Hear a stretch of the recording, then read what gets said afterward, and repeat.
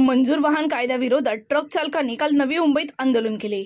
या आंदोलनात पोलिसांनी आंदोलकांना ताब्यात घेण्याचा प्रयत्न केला असता चालक आंदोलकांनी पोलिसांवर दगडफेक आणि काठीने हल्ला चढवला।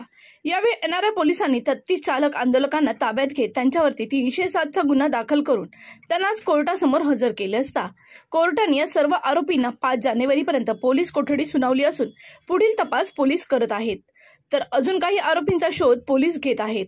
त्यांनाही लवकरच ताब्यात घेतले जाईल असे उपायुक्त विवेक पानसरे यांनी सांगितले।